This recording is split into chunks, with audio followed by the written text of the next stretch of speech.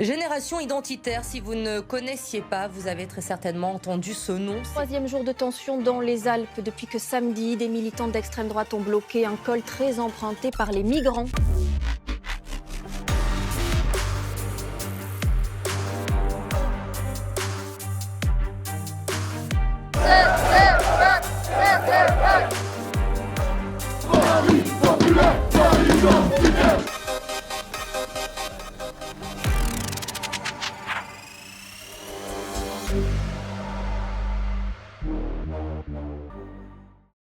Née en 2002, la mouvance identitaire a séduit à travers l'Europe de nombreux jeunes et moins jeunes soucieux du sort de l'Europe de demain. Au cœur de leur vision se trouve la défense d'une identité locale, nationale et civilisationnelle, une identité enracinée, transmise et vécue au cœur de leur quotidien dans l'idée de préserver la mémoire collective. Protéger cette triple appartenance, pour eux, ce n'est pas se fermer aux autres, c'est rester fidèle à ce qui les a construits et rester fidèle aussi à l'Europe authentique. Leur projet phare, souvent caricaturé, c'est la remigration. Une politique de retour encadré des populations immigrées et étrangères vers leur pays d'origine, un processus juridique, pacifique et négocié. Loin des images violentes qu'on essaie d'y associer, ils y voient un moyen de retrouver une paix durable, une cohésion civilisationnelle et de préserver leur héritage. Mais vous le savez, leur engagement, il a un prix. L'acharnement judiciaire est devenu littéralement leur quotidien. Des figures comme le militant patriote Jean-Eudes Gana accumulent procès, condamnations pour avoir osé démontrer le réel et le nommer. Génération identitaire dissoute en 2021 reste à ce jour le plus grand succès de l'activisme de droite. Une jeunesse organisée, disciplinée et capable d'actions coup de poing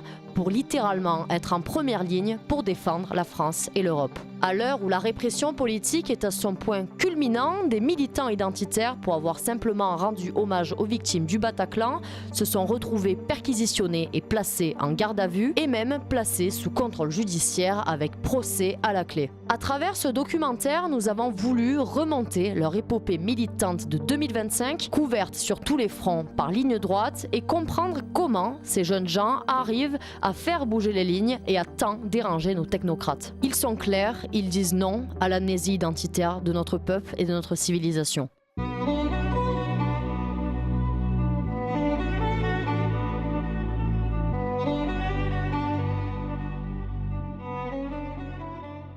Nous sommes le 10 janvier 2025 et comme chaque année, au mois de janvier, une marche est organisée en l'honneur de la Sainte Geneviève, la sainte patronne de Paris. Cette procession au flambeau organisée par le collectif Paris Fierté vise à rendre hommage à cette figure de la protection de la cité, de l'enracinement qui protège notre capitale depuis déjà 15 siècles. Sainte Geneviève, née en 420 à Nanterre et morte vers 502 à Paris, incarne la fidélité de la ville et de la force spirituelle. Lors de l'approche d'Attila en 451, alors que beaucoup envisageaient de fuir Paris, elle exhorta les Parisiens à prier et à toujours continuer à défendre leurs terres. Son appel à la fermeté et à la confiance marqua durablement l'histoire de Paris, qui la prend aujourd'hui pour sa véritable protectrice. La marche organisée par Paris Fierté chaque année s'inscrit dans cette logique, préserver la mémoire de celles qui protègent les Parisiens au quotidien. C'est le moment de célébrer l'identité parisienne et la mémoire de celle qui a su protéger la ville même en temps de péril,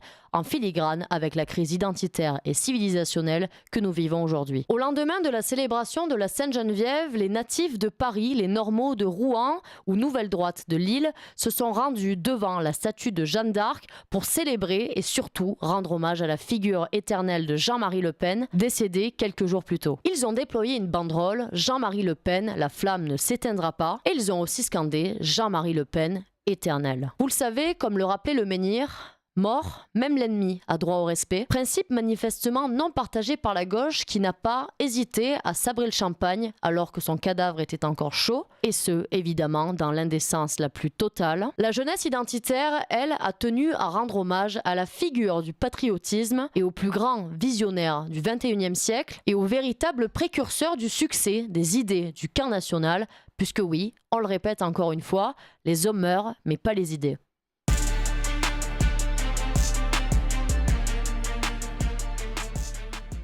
Cette fois-ci, nous sommes le 13 avril à Croisilles. Les natifs et Nouvelle Droite ont tenu encore une fois à réaliser une action coup de poing dans le but de dénoncer l'insécurité migratoire qui frappe même nos plus petites communes. Les militants se sont rendus devant le centre d'accueil qui accueillait des migrants dans le but de dénoncer évidemment l'insécurité causée par l'immigration et surtout de dénoncer ce viol d'un enfant qui avait été imputé par un Afghan quelques jours plus tôt. Face au silence des autorités et face à l'absence de réaction publique, ils ont décidé de briser l'omerta et de remettre au cœur du débat public la vérité. Par leur présence, ils ont voulu rappeler à nos autorités que les territoires ruraux sont totalement laissés à l'abandon et que les Français sont obligés de se défendre pour protéger leurs familles, pour protéger leurs maisons et que sans ça, eh bien, ils sont destinés à mourir. L'action menée à Croisilles s'inscrit donc dans une démarche de vigilance citoyenne visant à protéger nos enfants en réaction à l'implantation de centres de migrants qui ont été placés sans consultation du peuple. Dans les jours qui ont suivi, plusieurs militants ont été eux aussi perquisitionnés pour avoir brisé l'omerta et surtout dénoncé le réel. Mais loin d'être découragés, les natifs et Nouvelle Droite affirment au contraire leur volonté de persévérer et de continuer à déranger le système.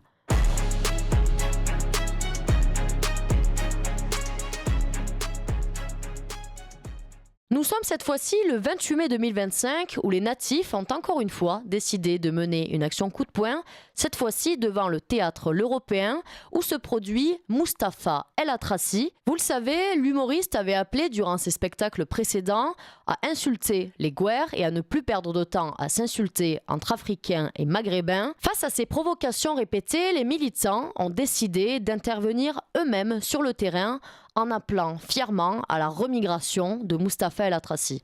En se rassemblant devant ce théâtre, ils ont voulu dénoncer le fait qu'aujourd'hui, en France, les Français peuvent être allègrement insultés au nom de l'humour et qu'encore une fois, le cas inverse, eh bien, il aurait fait polémique. Comme pour leur action précédente, les natifs ont tenu à envoyer un message clair. Ils veulent briser l'omerta, mais ils veulent surtout défendre les gens que l'État laisse sciemment sur le côté et les laisse se faire insulter gratuitement.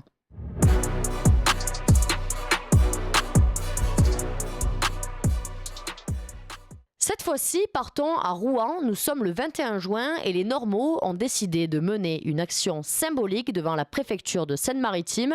À l'époque, un camp de clandestins était installé sur place depuis un mois, avec évidemment la complaisance de la mairie et sans aucune réaction de l'État. Pour dénoncer cette situation, les militants ont décidé d'installer une piste de décollage grandeur nature à proximité de ce camp avec un message extrêmement symbolique, la remigration, décollage immédiat. Par cette action, ils entendaient remettre au cœur du débat public une idée qui leur semble essentielle, le retour volontaire ou encadré des immigrés extra-européens vers leur pays d'origine. Pour eux, la remigration n'est pas juste un slogan, c'est plutôt une réponse à l'urgence migratoire, mais aussi l'urgence de préserver notre identité et notre culture française et surtout garantir la sécurité des honnêtes gens dans les rues. Les militants affirment également que la remigration permet de briser le mythe de l'Eldorado occidental, un mirage qui déracine les immigrés et qui les destine à un avenir précaire en Europe. À travers cette action, les Normaux portent un message clair. Pour eux, la remigration n'est pas juste une idée, c'est une solution fondamentale pour notre génération et surtout une nécessité politique absolument majeure.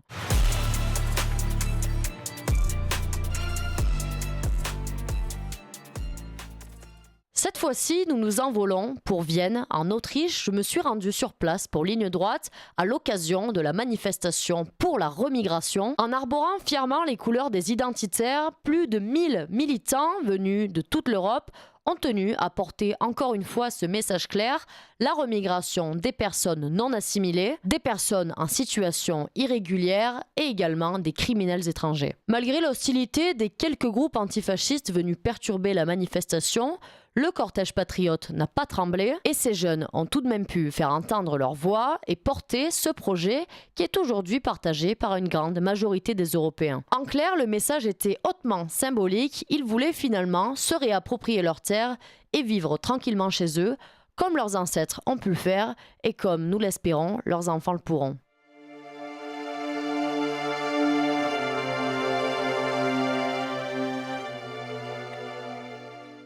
Vous le savez, en novembre dernier, nous commémorions le triste anniversaire des attentats du 13 novembre 2015. Et cette fois-ci, c'est sur la place du Trocadéro que les militants identitaires se sont rendus pour rendre hommage aux victimes, notamment celles du Bataclan, lors d'une action, encore une fois, coup de poing, menée par les natifs. Une banderole a été déployée montrant que oui, 10 ans plus tard, l'ennemi est toujours là. Un hommage voulu à la fois mémoriel et politique pour refuser non seulement l'oubli, mais surtout pour souligner l'impuissance de l'État. Fort avec les faibles et faible avec les forts, tel est le credo de la République française. À l'issue de cette action, encore une fois, plusieurs militants ont été interpellés, perquisitionnés à l'aube, jusqu'à carrément être placés sous contrôle judiciaire avec interdiction de se voir pour avoir simplement dénoncé le réel. Un hommage aux morts qui se termine au commissariat? Vraiment? Eh bien oui. Pour ces militants, c'est littéralement le symbole, encore une fois, que toute parole dissidente est directement persécutée par l'État.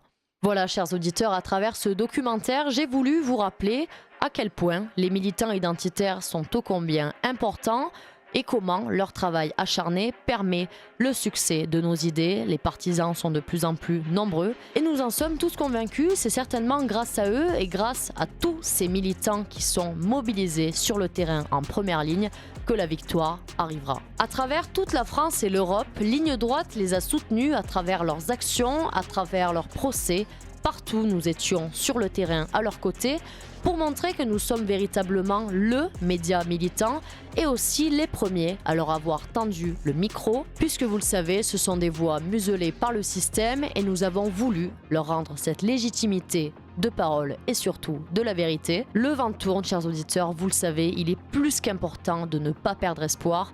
Alors si l'année prochaine vous avez encore une fois envie de voir des reportages de Ligne Droite sur toutes ces actions, de voir également des images prises en direct de leurs actions et de tout ce qu'il en suit, de tous ces événements qui sont organisés chaque année, ils sont très nombreux, eh bien soutenez-nous. Soutenez Radio Courtoisie pour voir cette Europe de demain ressembler à l'Europe d'hier et pour continuer à admirer cette jeunesse courageuse qui se lève pour la reconquête.